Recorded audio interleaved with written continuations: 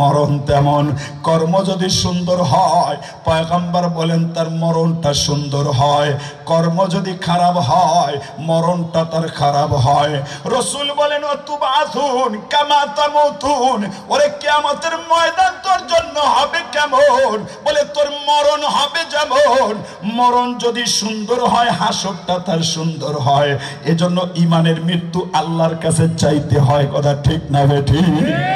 মরণ সুন্দর যদি করতে চাও হায়াত সুন্দর করা দরকার।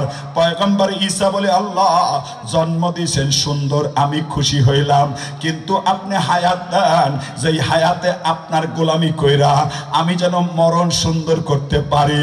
কারণ মরণ যদি সুন্দর হয় তাহলেই তো আমার পরজগৎ সুন্দর হয়ে যায়। এই দোয়াটা আল্লাহর কাছে এত পছন্দ হয়েছে, এই কোরআনের মধ্যে যা আছে এটাই তো আল্লাহর কালাম। কথা ঠিক না বেঠিক?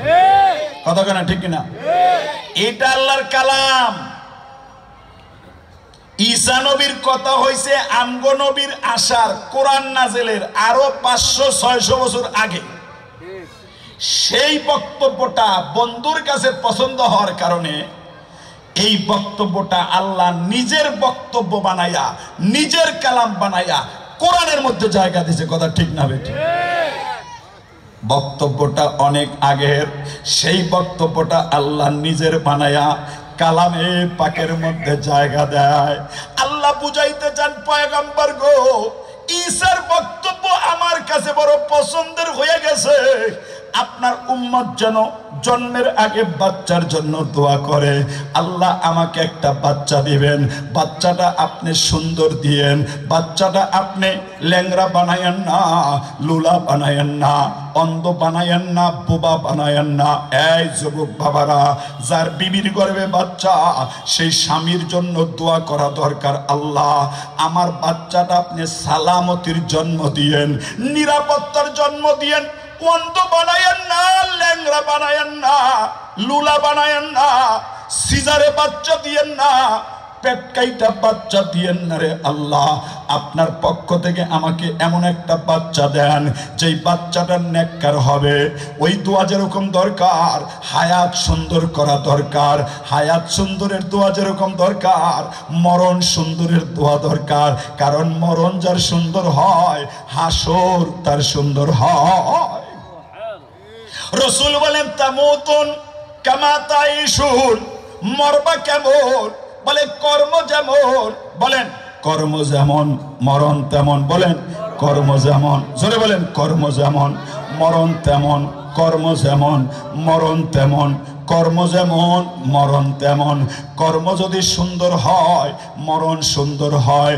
রাসূল বলেন মরণ যেমন হাসর তেমন। বলেন মরণ যেমন হাসর তেমন, মরণ যেমন হাসর তেমন, কর্ম যেমন মরণ তেমন। এই হাদিসটা বুঝাইতে একটা উদাহরণ দেই। 1988 সন তখন আমি জামিয়া রহমানিয়ায় ভর্তি হয়েছি। এই প্রথম মোহাম্মদিয়া থেকে ভাঙ্গা জামিয়া রহমানিয়া মাদ্রাসা আসলো।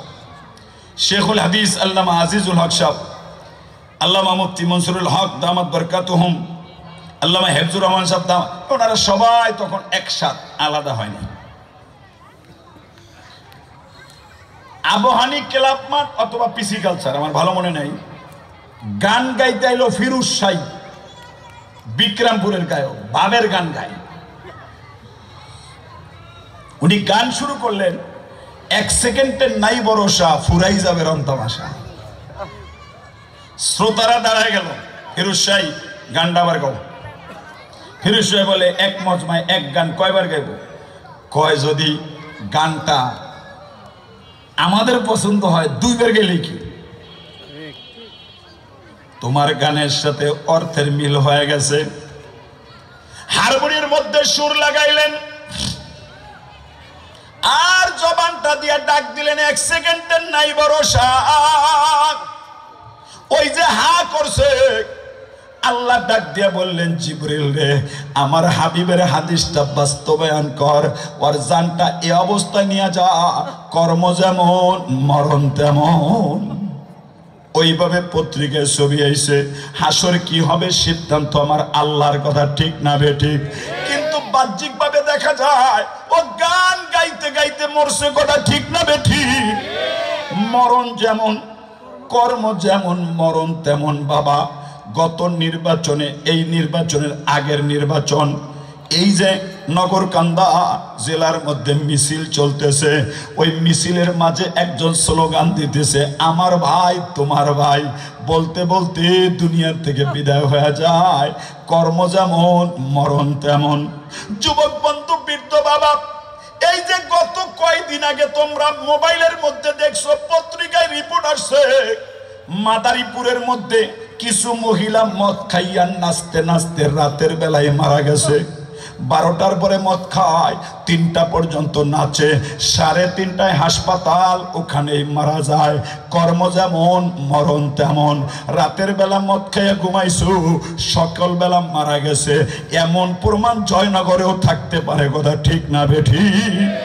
এই যুবক বন্ধু, বৃদ্ধ বাবা, আমার জানা, আমি মহল্লার নাম বলবো না, রাতের বেলা মদ খাইছে, সকাল বেলা ঘুমের থেকে উঠতে পারে না। আল্লাহু আকবার।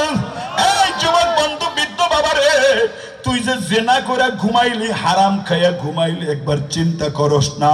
রসুল তো বয়ান করছেন, তোর কর্ম যেমন মরণ তেমন। সারা জীবন মানুষকে ঠকাইলা, ওই ঠকের বোঝা মাথায় লইয়া কবরে যাইতে হইব। কয়দিন আগে নেতা মারা গেল, 4,000 কোটি টাকা ঋণ। কয় হাজার কোটি? কথা কয় না, কয় হাজার? এই বাবা, 4,000 কোটি টাকা ঋণের বোঝা লইয়া যেই নেতা মারা গেছে, তার আত্মীয় স্বজনকে এই ঋণটা পরিশোধ করবেনি। সরকার থেকে লোন লয় 2,000, 1,000 কোটি দিয়া নিজের বাড়ি বানায়, 1,000 কোটি দিয়া কারখানা বানায়। হঠাৎ কারখানায় নিজেই আগুন লাগায়া দেয়, বলে আমার ব্যবসার লস প্রজেক্ট স্যার, আমাকে একটু বাঁচান। এরকম প্রমাণও আছে না নাই? যুবক বন্ধু, বৃদ্ধ বাবা, জীবনভর মানুষকে ঠকাইছে।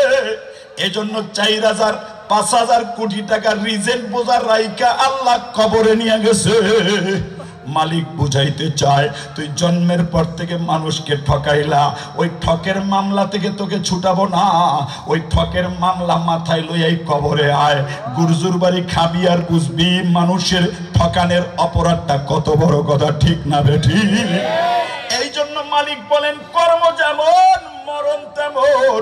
আবার এমনও মানুষ আছে রে বাবা, ও আল্লাহ আল্লাহ জিকির করতে করতে মারা যায়, কথা ঠিক না বেঠিক? ও বাবা, 2010 সাল অথবা 9 সাল, 7